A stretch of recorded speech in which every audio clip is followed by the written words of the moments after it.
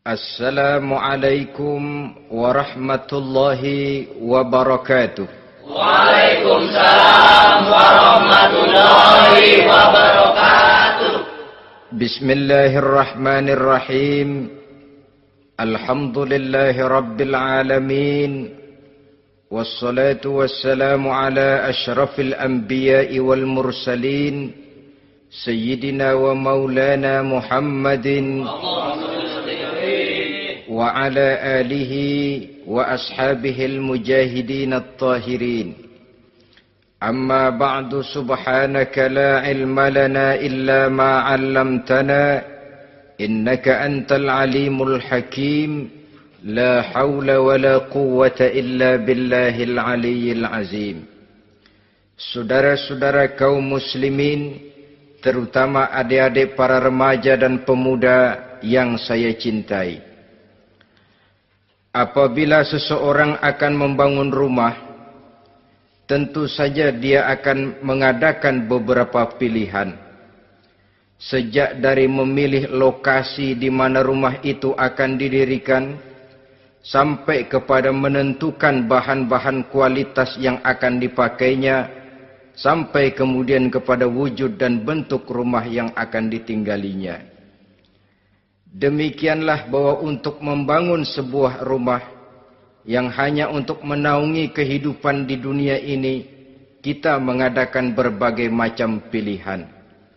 Apalagi kalau kita akan membangun sebuah rumah tangga yang kita harapkan tidak hanya akan menaungi kehidupan di dunia ini, tidak hanya untuk kepentingan kita saja, tetapi juga untuk kepentingan anak cucu kita di belakang hari, termasuk sampai kepada hari akhirat nanti. Oleh karena itu, pada pertemuan kali ini, saya hanya ingin khusus berbicara kepada adik-adik remaja dan para pemuda, bagaimana sebaiknya memilih jodoh menurut ajaran agama Islam. Dalam Al-Quran, Allah subhanahu wa ta'ala menjelaskan, Zuyyina linnasi hubbus syahawati minan nisa. Bahwa manusia, apapun jenisnya, asal dia bernama manusia, dihiasi dengan perasaan cinta kepada perempuan. Jadi sejak dahulunya, secara fitrah, laki-laki senang kepada perempuan, sebagaimana perempuan pun senang kepada laki-laki. Dihiasi rasa cinta ini dalam kehidupan manusia. Dan oleh karena adanya rasa cinta, berkembanglah segala macam persoalan. Sehingga seorang ahli cinta pernah berkata, cinta adalah 5 huruf yang membuat persoalan tidak akan pernah selesai. 5 huruf yang membuat persoalan tidak akan pernah selesai-selesai.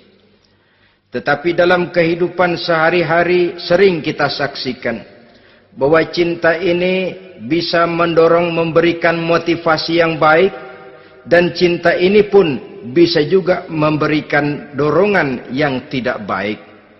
Oleh karenanya, apabila cinta itu ibarat setetes embun yang jatuh di bumi yang subur, akan tumbuhlah di atasnya aneka ragam bunga-bungaan yang harum semerbak, indah, mewangi, sedap dipandang orang, menebarkan rasa aman, damai, sentosa, dan begitu selanjutnya.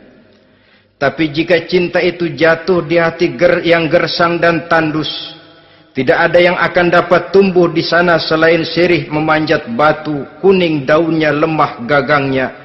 Maka cinta yang semacam itu tidak akan memberikan dorongan positif kepada seseorang di dalam kehidupannya. Maka lebih dahulu kita akan membicarakan cinta dalam artian yang positif ini, untuk nanti sampai kepada perempuan yang bagaimana yang harus kita cintai, atau laki-laki yang bagaimana yang harus dicintai oleh seorang perempuan. Saudara hadirin yang saya hormati, cinta dalam artian yang positif, pertama, dia selalu mendatangkan keindahan. Yang kedua, cinta itu memberikan energi atau semangat untuk berjuang. Dan yang ketiga, cinta itu selalu membawa resiko dalam bentuk pengorbanan. Maka cinta yang positif pertama melahirkan keindahan. Disinilah orang memerlukan filter atau saringan. Sebab keindahan yang didasarkan karena cinta itu merupakan satu keindahan yang relatif saja. Boleh jadi karena indah orang jadi cinta, boleh juga jadi karena cinta segala sesuatu terasa jadi indah. Namun bagaimanapun juga, kalau hati sudah diliputi oleh rasa cinta, segalanya akan terasa menjadi indah. Cinta itu adalah keindahan. Yang kedua, cinta itu energi, melahirkan dorongan dan semangat. Yang lemah bisa menjadi kuat, yang takut bisa menjadi berani, yang jauh jadi terasa dekat. Itu semua karena dorongan cinta. Dan dari energi ini lahirlah yang ketiga, bahwa cinta adalah pengorbanan.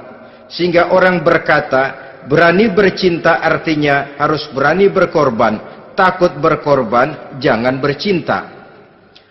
Kalau cinta ini kita salurkan kepada nilai-nilai agama umpamanya, yang pertama, cinta mendatangkan keindahan.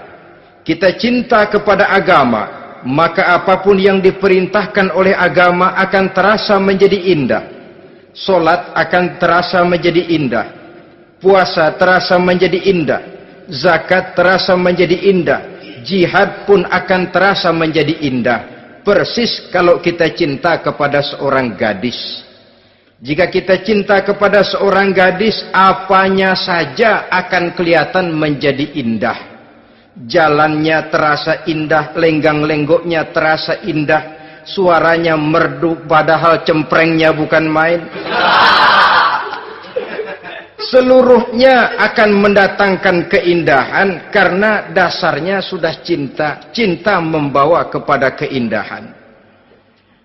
Yang kedua, cinta itu melahirkan energi. Orang yang cinta kepada agama akan lahir tenaga dan semangatnya melaksanakan ibadah, melaksanakan puasa, melaksanakan zakat, melaksanakan solat, melaksanakan haji, bahkan melaksanakan jihad sekalipun. Cinta selamanya menimbulkan energi dan semangat.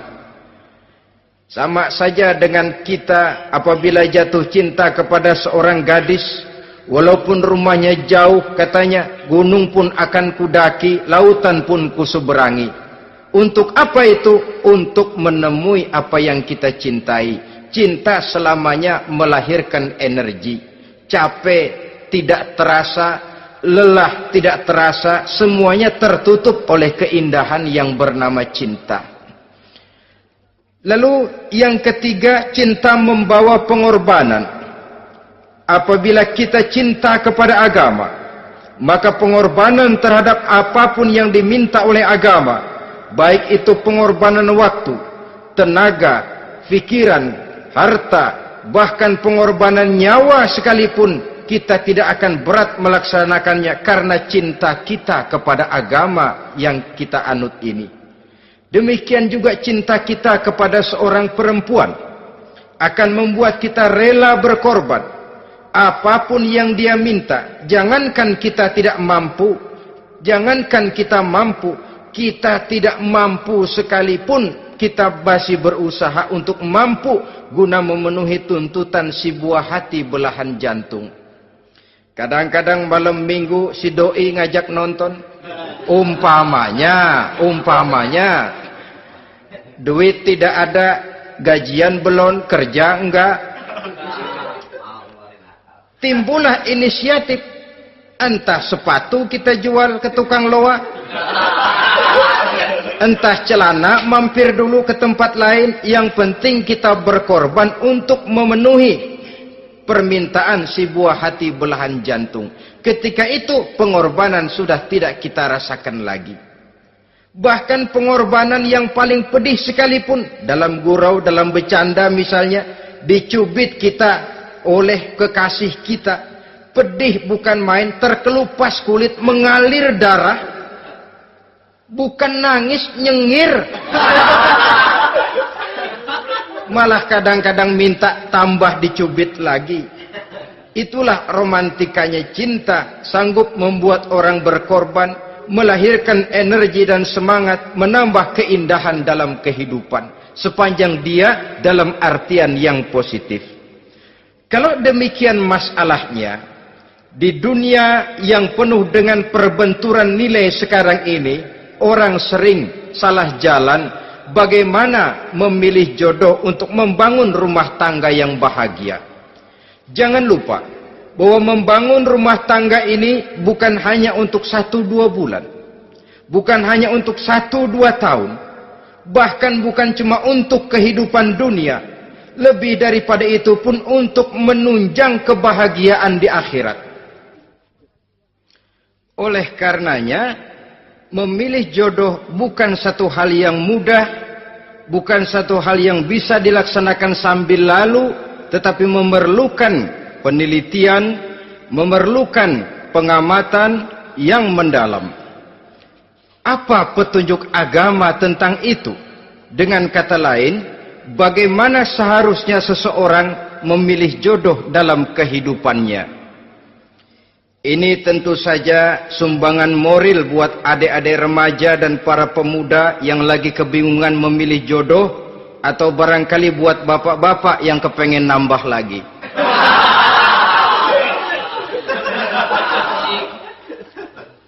Mohon maaf kepada ibu-ibu, saya tidak menganjurkan, cuma ngajarin.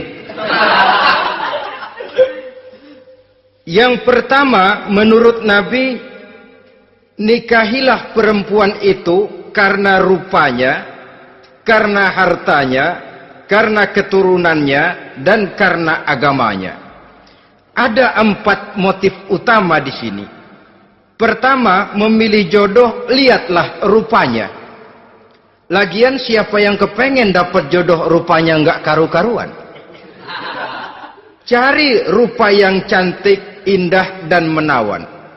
Namun jangan lupa, saya katakan di zaman di mana sering terjadi benturan nilai seperti sekarang ini, orang sulit untuk mendapatkan keaslian. Di mana teknologi sudah sedemikian canggih, di mana ilmu kedokteran sudah sedemikian maju, maka berbagai macam rupa bisa dibentuk dengan apa yang dinamakan operasi plastik misalnya. Yang pesek bisa dibikin mancung, kuping yang kelebaran bisa dibikin sedang, pipi yang kembung sebelah bisa dibikin rata, janggut yang tidak menarik bisa dibikin bak lebah bergantung katanya. Oleh karena itu, kalau pilihan hanya tertuju kepada rupa yang cantik saja semata-mata, kita sudah melakukan satu kesalahan yang sangat besar. Sebab apa?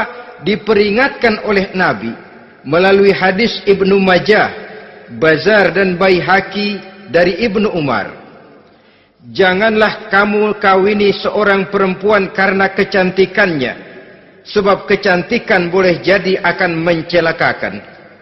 Jangan juga kamu kawini perempuan karena hartanya, sebab kekayaan biasanya akan mendatangkan kesombongan.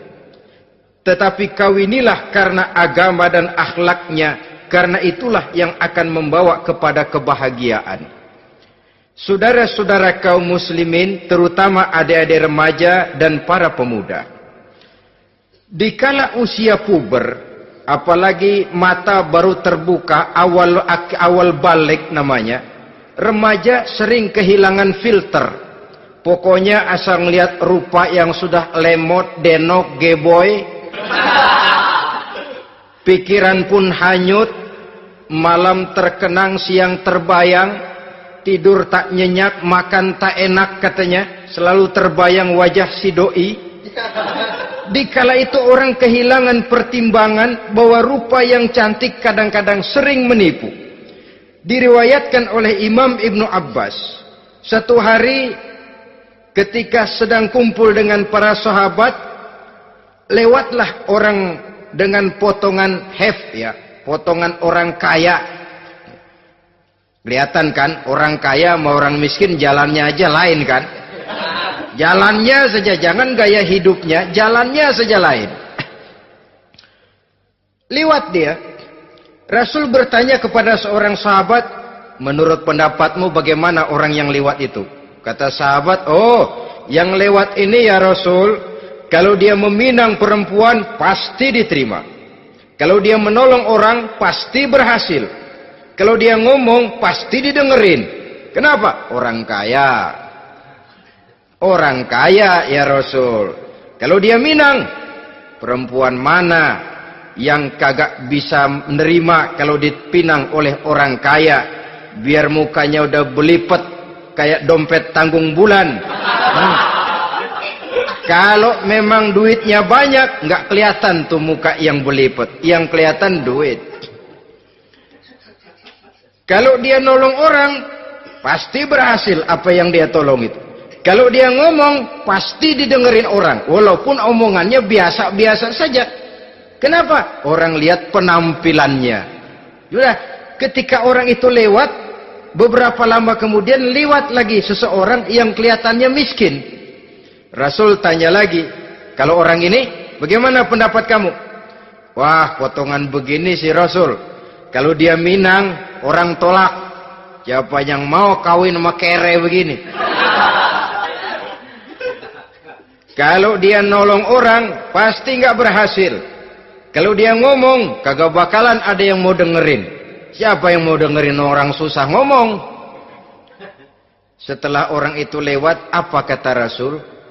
Orang yang terakhir, yang lewat ini, yang barusan lewat, jauh lebih baik dari yang pertama yang lewat tadi. Jauh lebih baik.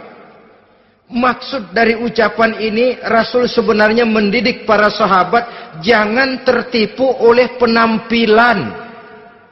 Sebab penampilan tidak selamanya mencerminkan keaslian. Apalagi di zaman sekarang, salon di mana-mana bejibun.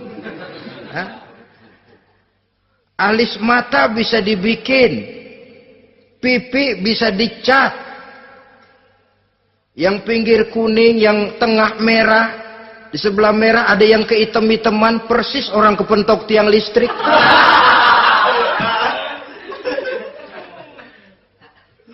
Kecantikan yang artifisial, kecantikan yang bukan alami. Karena itu silakan saja cari yang cantik, tapi jangan terpaku sampai di situ. Sebab kecantikan di samping dia mudah berubah oleh pergeseran masa dan pertukaran waktu, ternyata penampilan tidak selamanya mencerminkan keaslian. Lain hari seorang sahabat pernah mengadu, "Ya Rasul, ada apa? Inna imra'ati la turaddu yadul lamis." Ya Rasul, istri saya tidak pernah menolak tangan orang laki yang menjamahnya, mengajak salaman kepadanya. Apa jawab Rasul? Ceraiin aja. Tapi hati saya berat ya Rasul, saya cinta betul sama dia. Ya kalau hatimu berat, jaga dia baik-baik. Nah, dari riwayat ringkas ini kita ambil satu perbandingan.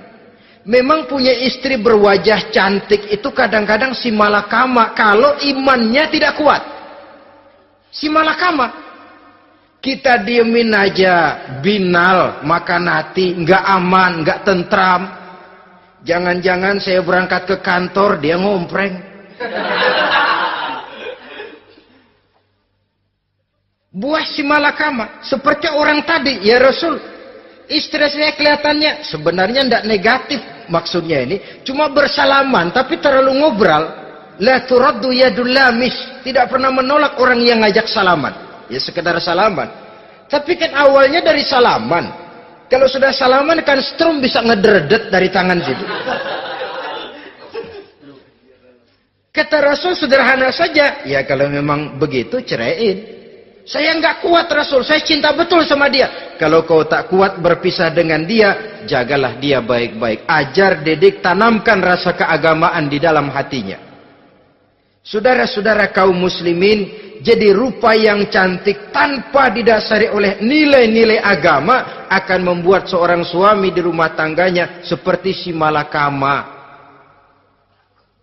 Seperti berhadapan dengan buah si malakama kalau tidak diiringi dengan nilai-nilai moral yang luhur dan bekal agama yang tangguh.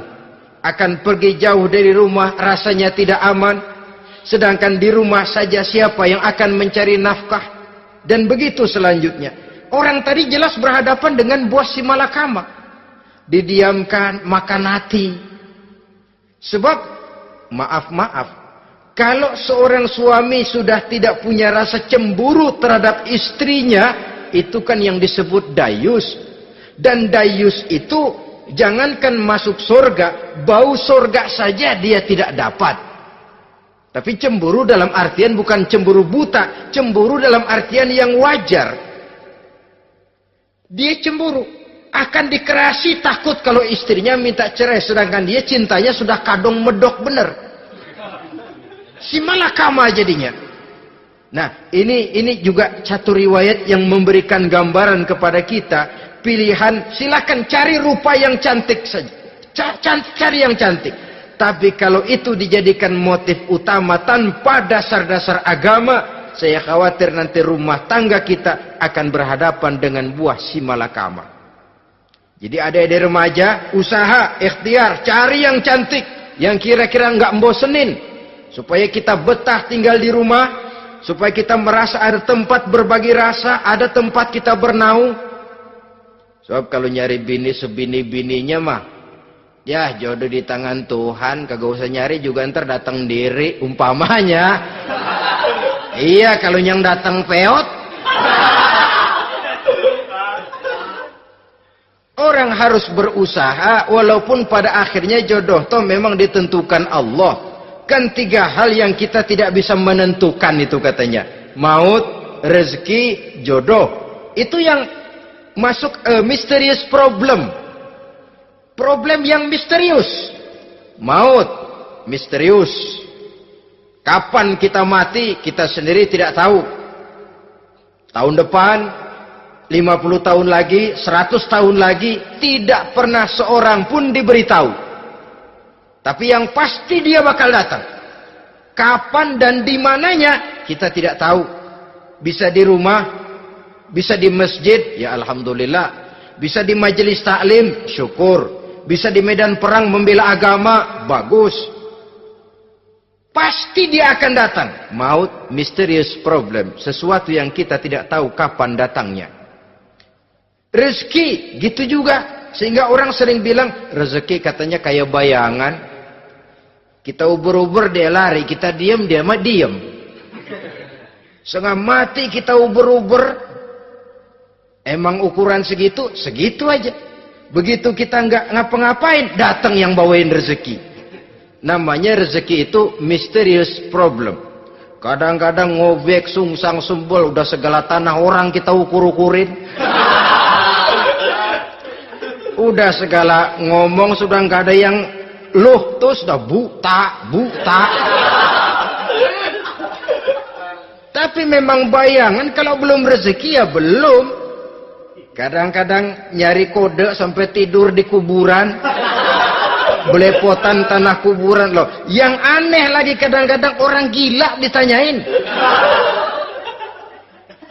Allahu Akbar, ini kode-kode zaman sekarang ini. Sampai orang waras nanyain orang gila, itu gimana itu? Ini sudah efek yang betul-betul negatif. Sudah jelas orang gila kok ditanya. Apa kira-kira yang nanya nggak lebih gila dari yang gila itu?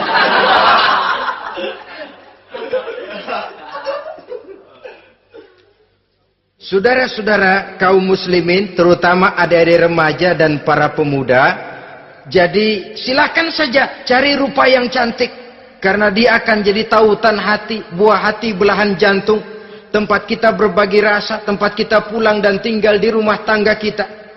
Tapi hendaknya kecantikan rupa itu diiringi juga dengan kecantikan budi. Karena itu cari rupa yang cantik. Ini pilihan utama. Yang kedua, kata Nabi, harta, cari yang kaya. Tetapi jangan lupa, jangan dijadikan pilihan utama. Karena kekayaan sering mendatangkan kesombongan. Apalagi kalau seorang pemuda mendapat istri orang kaya. hidupnya dimodali oleh istrinya, maka biasanya wibawanya sebagai seorang suami akan hilang. Akhirnya komando di tangan istri.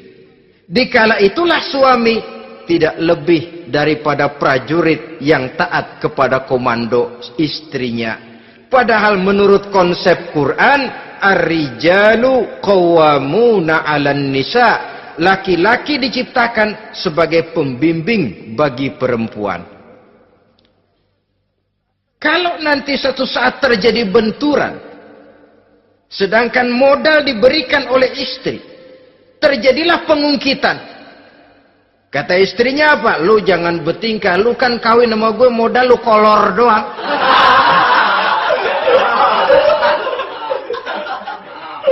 Kalau sekarang bertingkah, silakan keluar rumah. Bawa seperti engkau datang dulu. Jangan bawa apa-apa. Pergilah seperti engkau datang dulu kemari. Hilanglah wibawa seorang suami. Suami kalau udah digentak sama istri begitu, ngelempuruk kayak ayam sampar. Di mana lagi letak wibawanya? Harta sering mendatangkan kesombongan. Oleh karena itu, walaupun diperintahkan cari yang keturunan orang kaya, tapi maksudnya jangan dompleng. Sebab kepribadian seorang suami akan ditentukan oleh sifatnya sendiri. Keberadaannya ditentukan oleh karya dan perbuatannya sendiri. Itulah yang akan menampilkan kepribadian dia dalam kehidupan di masyarakat ini. Saudara-saudara kaum muslimin, terutama adik-adik remaja dan para pemuda, kan kadang-kadang di zaman sekarang kan kelas-kelas gigolo, playboy ya, nyari tante-tante kesepian, mejeng-mejeng di pinggir-pinggir jalan dengan harapan apa? Ya barter lah, tukar tambah. Nah, supaya dapat rokok, dibelikan pakaian, motor dan sebagainya. Tapi yang jelas hilang harga diri sebagai laki-laki, dan itu yang paling mahal. Kalau seorang laki-laki sudah kehilangan harga diri, apalagi yang bisa dibanggakan dalam kehidupan ini? Apa artinya naik mobil kalau kepala tertunduk ke bawah? Apa artinya jalan di tengah masyarakat kalau kita tidak bisa menengadah dengan satu kebanggaan? Hilangnya harga diri merupakan kehancuran awal dari sebuah pribadi yang untuk jangka panjang kita tidak akan bisa lagi berbuat banyak. Tanpa harta orang memang sulit untuk bahagia. Tapi harta semata-mata bukan merupakan jaminan bahwa orang lantas akan bahagia. Saya barangkali harus berkata, banyak orang miskin yang kaya. Tapi tidak sedikit orang kaya yang miskin. Saya ulangi ini. Banyak orang miskin yang kaya. Tetapi tidak sedikit orang kaya yang miskin. Nah, bagaimana pengertiannya? Orang miskin yang kaya, materinya sederhana, peralatan rumah tangganya sederhana, tapi hatinya kaya. Oleh karena hatinya kaya, jiwanya lapang. Sebaliknya, orang kaya yang miskin, di tengah kelimpahan materi yang berlimpah, segalanya serba ada, hatinya yang miskin. Kelimpahan materi tidak akan sanggup mengobati kemiskinan hatinya. Sehingga di tengah kehidupan yang serba ada, dia masih merasa kurang, maka dia tidak pernah cukup. Di tengah kemilauan dan gemerlapan serta glamornya rumah mewah, dia merasa hidup di tengah gurun pasir yang gersang dan tandus. Karena itu, biarlah miskin harta tapi kaya budi, daripada kaya harta tapi miskin budi. Lebih utama lagi, kaya harta, kaya budi. Itu idealnya. Dasar pilihan ketiga, sesudah rupa dan harta, menurut Nabi, keluarga. Faktor keturunan sangat menentukan. Pepatah mengatakan, buah apel akan jatuh tidak terlalu jauh dari pohonnya. Biasanya kalau bapak kalong, anak kampret. Bapak nyolong, anak nyopet. Itu fotokopi. Saudara-saudara, sungguh pun demikian, faktor keluarga bukan merupakan yang paling dominan. Karena segalanya memang bergantung kepada hidayah dari Allah Subhanahu wa ta'ala. Kalau hidayah datang, bisa saja anak maling bisa jadi kiai. Kalau hidayah datang, bisa saja anak nabi malah ikut bersama orang-orang kafir. Pada akhirnya orang mau besar atau tidak, bukan dengan jalan menyempeng kepada keturunan orang lain, tapi ditentukan oleh kepribadian dirinya sendiri.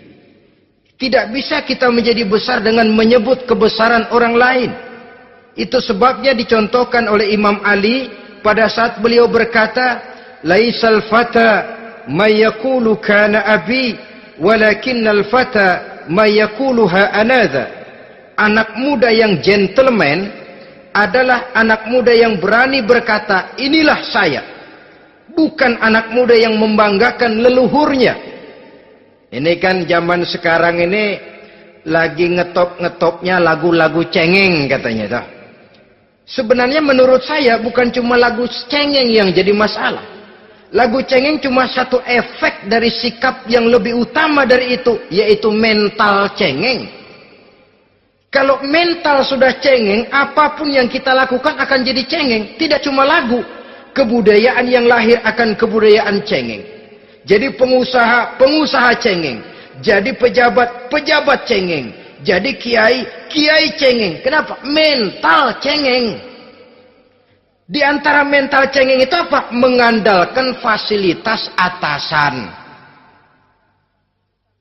Kalau tidak ada fasilitas dari atas, lantas tidak bisa berbuat apa-apa. Cengeng. Menjadi besar bukan karena karier pribadi, tapi karena nasib katrolan. Itu pun termasuk mental cengeng. Sedikit gagal, bagaimana sedikit jalan buntu, sedikit deadlock, lu ngapain lu melulu? Saudara hadirin yang saya hormati, jadi lebih penting dari sekedar lagu-lagu cengeng, saya malah lebih suka bicara mental cengeng ini. Mental yang cepat putus asa. Mental yang tidak mau mengeluarkan usaha maksimal. Mental yang hanya mengandalkan fasilitas. Sedangkan pribadinya tidak lebih daripada pribadi sumuhun dawuh. Pribadi kulo nuwun. Pribadi kumaha juragan wae. Pribadi oke bos. Pribadi asal bapak senang. Bukankah itu semua merupakan cermin dari mental-mental yang cengeng, yang untuk jangka panjang tidak akan pernah menguntungkan daripada pembangunan bangsa dan negara yang kita cintai ini. Seseorang mau besar atau tidak, bukan dengan jalan menyempeng kepada kebesaran orang lain. Bahkan Syauqi dalam sebaik syairnya yang lebih tegas mengatakan, wa syarrun nasi zu khumulin iza fakhartahum zakarul jaduda wa syarrun nasi wa khairun nasi zu syarafin qadimin aqama li nafsihi syarafan jadida. Generasi yang paling jelek adalah generasi pemalas. Kalau kelihatan orang lain lebih hebat dari dia, disebut-sebutnya kebesaran nenek moyangnya. Dia sendiri nggak punya prestasi apa-apa. Kerjanya cuma ngandeli kerjanya cuma menggelayuti fasilitas orang tuanya. Tanpa itu dia tidak akan punya nilai dan harga sama sekali. Ini generasi paling jelek. Kalau orang lain kelihatan lebih hebat, dia sebut nenek moyangnya. Lo sih belum apa-apa lo, baru kopral lo. Engkong gua no, komandan Hansip. Engkongnya yang disebutin. Dia sendiri tidak punya prestasi apa-apa. Jadi silahkan saja cari gadis dari keturunan keluarga yang baik-baik. Tapi jangan jadikan tendensi utama, jangan dengan niat untuk menyempeng kepada kebesarannya. Tapi paling tidak dengan niat agar mudah-mudahan dari benih yang baik ini akan lahir keturunan-keturunan yang baik pada akhirnya nanti. Itu yang kita harapkan. Bukan lalu dengan pertimbangan, weh, mertua gue bos nih, kali aja begitu gue kawin aja mampus. Ini semua warisan kan jatuh kemari semua. Kalau itu niatnya sudah jelas salah. Kita mencari perempuan dengan keturunan-keturunan yang baik dengan berharap agar anak-anak kita nanti yang akan merupakan benih cucunya akan melahirkan kebaikan-kebaikan seperti leluhurnya dulu. Saudara, pilihan yang keempat kata Nabi, agama. Ini yang paling inti. Kenapa? Agama itu motivasinya moral. Di sini segalanya ditentukan. Rupa yang baik, harta yang banyak, keluarga yang luhur. Kalau sudah dilandasi oleh agama yang rapuh, bahkan tidak beragama sama sekali, ketiga hal di atas tadi hanya akan mendatangkan malapetaka. Sekarang kan kita tertipu oleh penampilan. Padahal penampilan belum tentu kenyataan. Di jalan-jalan kita akan lebih terpesona melihat gadis pakai miniskirt di atas lutut ketimbang kita melihat gadis-gadis yang pakai jilbab. Kalau sudah pakai jilbab keliwat, yang usil banyak banget, bau sorga nih. Bau sorga katanya. Tapi kalau sudah yang pakai miniskirt itu yang lewat, itu dari ujung ke ujung mata kagak mau kedip. Laler nemplok di mata kagak dirasain. Kita terpesona oleh penampilan zahir, padahal penampilan belum tentu memantulkan hal yang sebenarnya. Tapi memang itulah watak manusia. Watak manusia, saya katakan manusia tanpa kecuali. Tetapi bergantung kepada pemikiran jangka pendek atau jangka panjang. Kalau jangka panjang yang kita pikirkan, ya tentu kita tidak akan mudah terpesona oleh hal yang zahir. Sampai-sampai Quran sendiri mengatakan budak yang hitam legam tapi beriman itu lebih baik daripada orang-orang musyrik walaupun cantik, denok, lemot, geboy. Ada lagi nggak bahasa yang lebih dari itu? Cantik, denok, lemot, geboy, bahenol, nerkom. Tapi kafir masih lebih baik budak yang hitam legam sekalipun. Kalau dia beriman. Kenapa? Rumah tangga untuk jangka panjang. Sebab itu Islam tidak membolehkan kawin campuran dengan lain agama. Walaupun ada ayat yang mengatakan boleh kawin dengan ahlul kitab. Tapi sebagian mufassir menjelaskan bolehnya kawin dengan ahlul kitab itu dalam kondisi darurat. Dalam kondisi normal tidak bisa. Kenapa? Kalau sudah berlainan agama, akan terjadi kerancuan rumah tangga untuk jangka panjang. Bagaimana membina dalam keharmonisan di rumah tangga? Bagaimana nasib anak-anak nanti? Kadang-kadang ada keluarga, kami sih keluarga modern. Anak-anak kami berikan kebebasan untuk milih agama apa saja. Bapaknya Islam, istrinya Kristen, anaknya ada yang Hindu, Buddha. Bagus nih, keluarga pecel namanya. Bagaimana keluarga modern bisa seperti itu? Padahal seorang suami bertanggung jawab di hadapan Allah. Dia akan ditanya tentang istrinya. Dia akan dimintakan pertanggungan jawab tentang anak-anaknya. Kalau istri kita berlainan agama, mungkin terjadi pengkaplingan. Pokoknya kalau anak perempuan ikut ibu, anak laki ikut bapak. Administrasi dunia bisa begitu. Tapi akhirat, pertanggungan jawab di hadapan Allah. Bisakah kita? Sorry aja Tuhan emang janjinya begini. Saudara hadirin yang saya hormati, oleh karena itu budak legam hitam kalau beriman masih lebih baik daripada orang-orang yang tidak beriman walaupun cantik dan mempesona. Kenapa? Ini faktor agama. Ya buat 1-2 bulan bisa terwujud rumah tangga yang tentram. 2-3 tahun mungkin masih bisa bertahan, tapi sampai kapan? Sampai kapan itu akan terwujud? Pada akhirnya akan muncullah dilema yang akan sulit buat diatasi. Oleh karenanya, motif agama dijadikan stres oleh Nabi. Fasfar bizatiddin taribat yadak. Pilih agama sebagai titik sentral, sebagai pilihan utama. Kalau agamanya kuat, walaupun rupanya sederhana, tapi karena nilai agamanya kuat, dia bisa menyenangkan hati suaminya. Dia bersolek untuk kepentingan suaminya.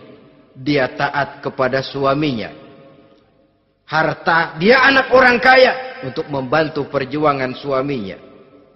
Tapi kalau tidak ada modal agama, rupa yang cantik bisa menyengsarakan suami. Apalagi kalau suami kere. Istrinya sudah cantik, kaya ataupun tidak kaya kadang-kadang. Udah, suaminya suruh ngempuk di rumah, bininya yang kerja. Ya kalau kerja mendingan kalau dikerjain itu.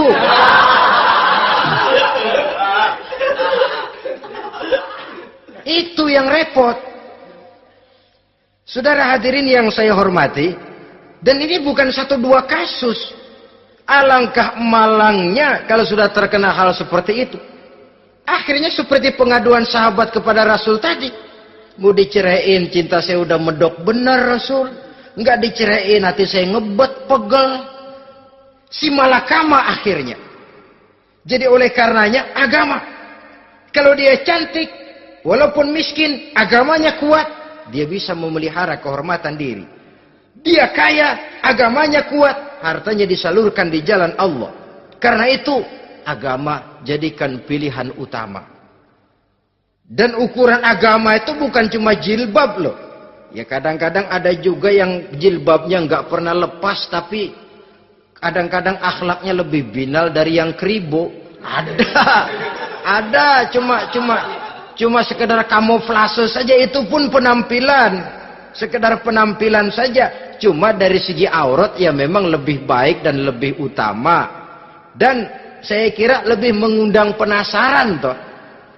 Duren kalau udah dibuka kan kelihatan isinya. Emang udah begitu. Udah. Tapi kalau masih rapat, itu yang rasanya kita pengen buka.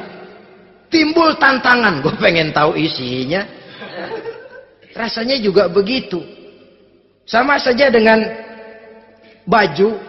Kalau dibungkus rapat di plastik, ditaruh di etalase.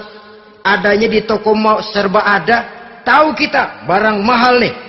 Biar punya duit, kita mau nawar ragu-ragu, takut nggak cukup. Tapi kalau barang sudah dibuka di jalanan, diobral di pinggir jalan, murahan, 1.003 masih dicampur odol. Yang begitu sih biar nggak punya duit, kita berani banget tanya, nawar, megang lagi nyemek. Berduit nih bang. Kenapa? Barang sudah terbuka. Jadi saudara-saudara, syukur kalau keempat-empatnya ini jodoh terkumpul dalam jodoh yang saudara cari.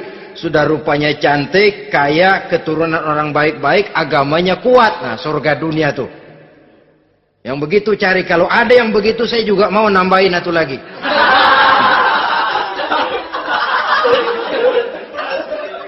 Tapi yang kumpul keempat-empatnya ini terus terang saja langka. Makhluk langka ini. Kadang-kadang cantik, kaya, keluarganya hebat, agamanya nol, akhlaknya kayak setan. Tapi yang paling celaka kalau empat-empatnya kagak ada.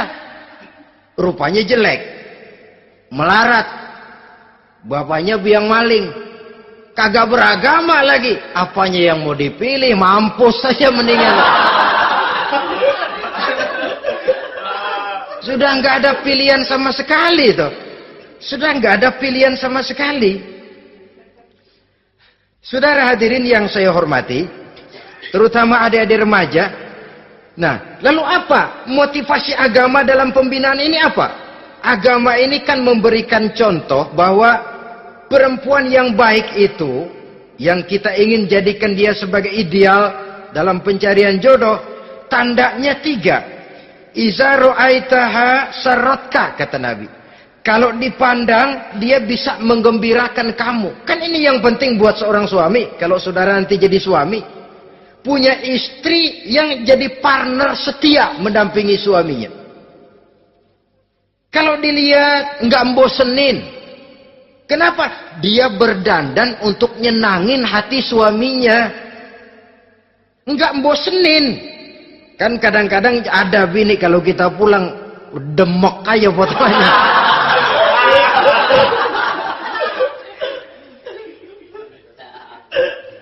Ini yang bikin suami nggak betah di rumah ini kan yang begini. Adapun perempuan yang beragama, apabila dipandang oleh suaminya, dia pandai menyenangkan hati suaminya. Andai kata suaminya dalam kesulitan, dia tidak menambah beban kesulitan. Paling tidak dia bisa memberikan satu bantuan moral. Bantuan moral untuk mengurangi beban kesulitan daripada suaminya. Suami pulang dagang rugi, kata istrinya, romantika bang. Sekali-sekali lah, masa selamanya dagang mau untung. Besok siapa tahu untung lebih besar. Kan meringankan tuh. Kadang-kadang enggak, suami pulang dagang dari pasar panas, rugi. Sampai rumah bini pidato. Pletar-pletor. Lu dagang rugi, emang lu laki goblok.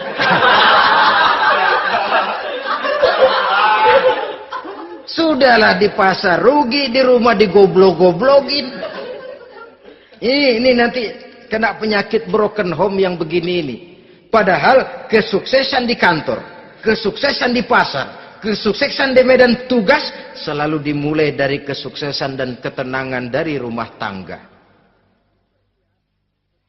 Dia berhias untuk kepentingan suaminya, tidak terlalu berlebihan, dan suaminya pun pandai menghargai istrinya dengan kata-kata yang menimbulkan gairah dan semangat.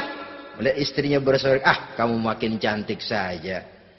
Jangan juga kadang-kadang suami ketus. Ngelihat daksu pulang kantor, lihat suaminya, istrinya dandan rapi. Tumben lu mau bekasin apa? Mau bekasin katanya. Artinya apa ini? Pandai mengembirakan, bisa tenggang rasa, bisa berbagi rasa. Sehingga suami merasa ada tempat dia bertukar pikiran. Ada tempat dia membicarakan persoalan. Dialog dalam kehidupan berumah tangga itu sangat diperlukan. Iza ra'aitaha sarratka, kalau dipandang dia sanggup mengembirakan kamu.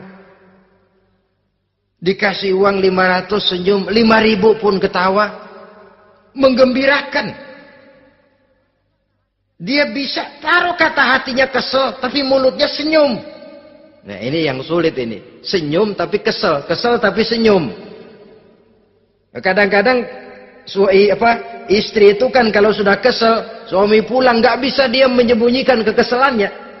Dari jauh suami sudah lihat ini yang nyambut, ini bemo ini. Udah monyong serem. Saudara hadirin yang saya hormati, yang kedua, bila diperintah dia taat. Ini pengaruh agama. Sehingga Nabi mengatakan, "Lau amartu li ahadin ayyasjuda ila ghairiha, la amartul mas'ada la amartul mar'ata litasjuda ila zawjiha likibari haqqihi 'alaiha." Andai kata saja boleh aku memerintahkan manusia untuk sujud kepada sesama manusia, pastilah aku perintahkan perempuan untuk sujud kepada suaminya. Kenapa? Karena besar hak suaminya kepada dirinya. Untung sujud kepada manusia tidak boleh. Andai kata boleh, perempuan disuruh sujud sama suaminya. Ini tidak perlu sampai sujud. Cium tangan saja minta ridho suami. Kadang-kadang perempuan sekarang berat. Paling banter setahun sekali lebaran doang. Laki pulang sembahyang tubruk, cium tangan, minta redo, nangis segala macam. 3 hari habis lebaran, beras habis, monyong aja lagi.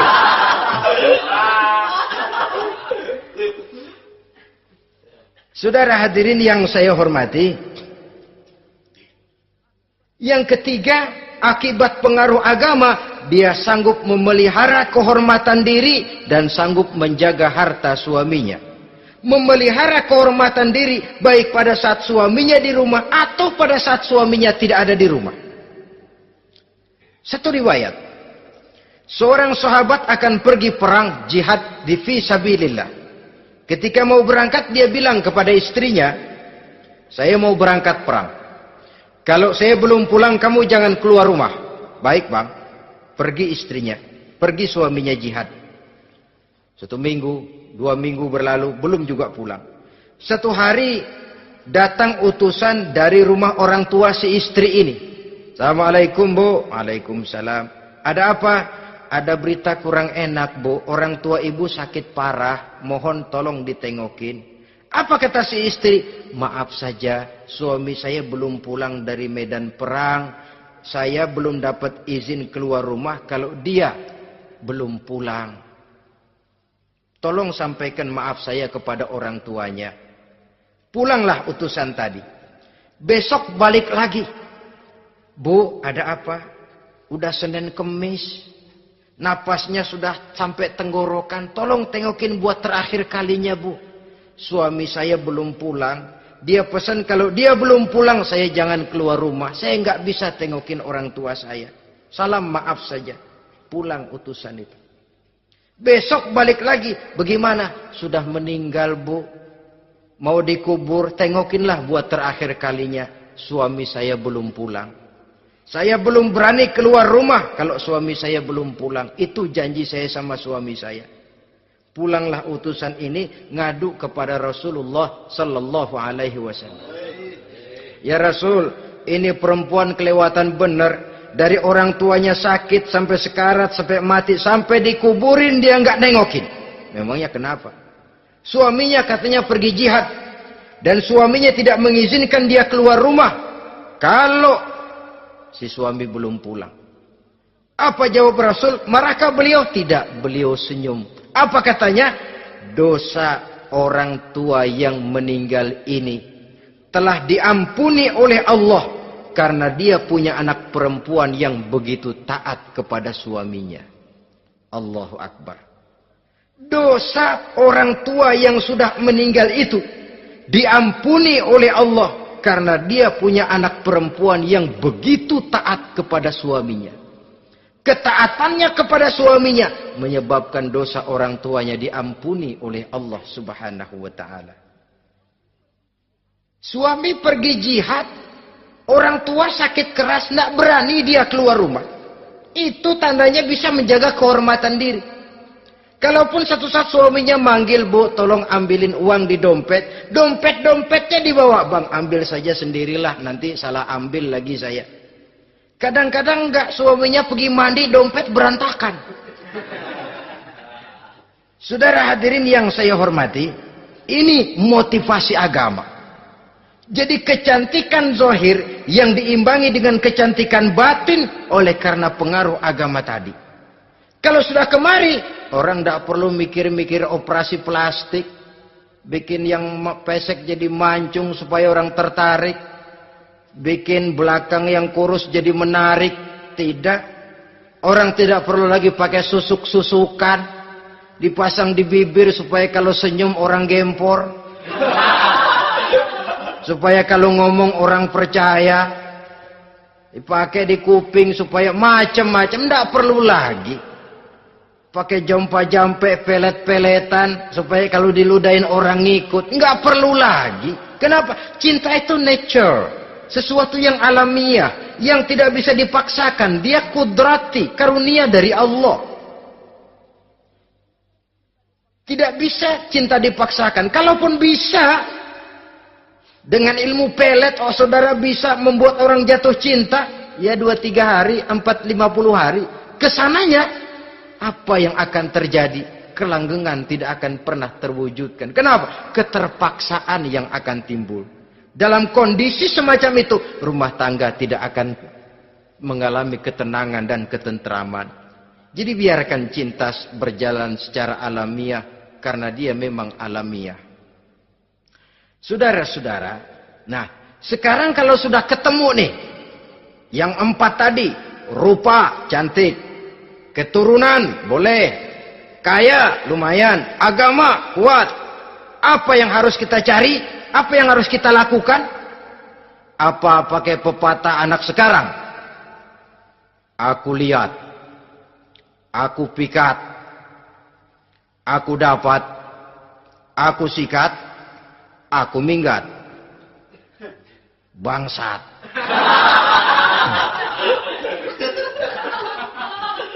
Itu kan ada moto cinta kilat begitu tuh. Cinta kilat katanya. Aku lihat, aku pikat, aku dapat, aku sikat, aku minggat. Bangsat. Atau kita harus hanyut dalam arus free love, free sex, Samenleving, eksperimen dulu? Tidak. Islam menganjurkan kalau memang seret, nah ini rasanya ini nih, mantap gue nih.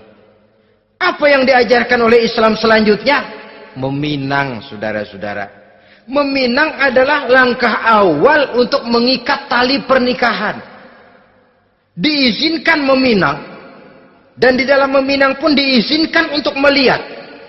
Cuma kalau boleh, ya syaratnya itu waktu melihat itu jangan sampai ketahuan si perempuan yang akan kita pinang itu. Untuk apa kita meminang? Pertama untuk yakin bahwa perempuan yang kita inginkan ini sudah kumpul syaratnya itu, tidak ada cacatnya.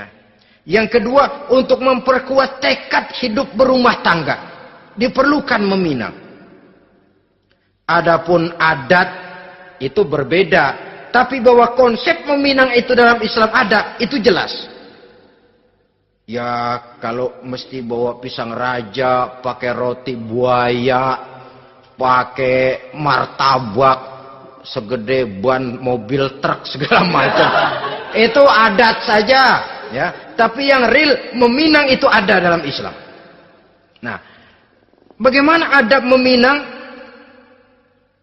Setelah kita tahu anak ini cantiknya ya, keturunan baik, ya kekayaannya lumayan, agamanya kuat, pinanglah dia. Caranya boleh lihat langsung. Lihat langsung kalau bisa tanpa setahu si perempuan. Dan batas yang boleh dilihat itu muka dan tangan. Itu saja. Jadi jangan gerusak. Minta permisi Pak, saya mau ngelihat anak bapak seutuhnya. Soalnya buat saya ini nanti. Apanya aja dibedolin, jangan. Kira-kira yang boleh itu muka sama tangan. Andai kata kita risih, sebab nanti kalau nggak jadi akan jadi timbul rasa malu dan si perempuan juga kasihan. Boleh mengutus perempuan yang kita percaya. Coba kau ke sana, lihat kondisinya yang sebenarnya bagaimana. Kalau ngelihat dari jauh sih utuh, siapa tahu nanti tangannya kurang sebelah. Coba lihat sana. Saudara-saudara, kemudian boleh juga ditanyakan kepada orang tuanya. Dan dalam hal ini orang tua si gadis tidak boleh menyembunyikan aib atau cacat yang dimiliki oleh anaknya. Dia harus menceritakan apa adanya. Sampai pun kekurangan anaknya yang paling kecil sekalipun. Sebab apa? Jangan sampai istilah pepatah beli kucing dalam karung. Kedengeran suaranya doang meong-meong, begitu dibuka tuh kucing gempor sebelah kakinya nggak ada. Kan tentu kita tidak kepengen kecewa di belakang hari. Itulah perlunya meminang sebagai jembatan untuk menuju kepada pernikahan. Nah, dengan demikian kalau sudah usaha meminang ini dilaksanakan, jangan merasa sudah setengah resmi. Ini yang kadang-kadang jadi penyakit. Malah sesudah meminang harus masing-masing lebih menjaga diri, menjaga kehormatan, menjaga pergaulan. Kenapa? Agar saat memasuki jenjang pernikahan nanti merupakan jenjang yang sangat ditunggu-tunggu. Ada rasa keinginan tahu. Kalau tidak, ya udah biasa, nggak giroh lagi ngadepin perkawinan. Kenapa? Kemarin-kemarin gue udah cobain. Hilang gairah lagi. Sebab itu kalau sudah meminang, jangan merasa sudah setengah halal. Ah, udah minang ini Kadang-kadang orang tua juga konyol. Sudah dipinang, diumbar. Lu mau kemana keda lu udah pinang? Padahal meminang itu cuma langkah awal. Sedangkan selanjutnya harus lebih berusaha menjaga kehormatan diri. Sampai pada saat nanti pelaksanaan pernikahan. Nah, saudara-saudara, terutama adik-adik remaja dan para pemuda, walaupun agak sekilas memang karena terbatasnya waktu pada pertemuan ini, mudah-mudahan bisa memberikan gambaran yang sepintas tentang bagaimana sebaiknya kita memilih jodoh di dalam membina rumah tangga yang bahagia. Semoga ada manfaatnya. Terima kasih atas segala perhatian. Mohon maaf atas segala kekurangan. Usikum wa nafsi bitaqwallah. Wassalamualaikum warahmatullahi wabarakatuh.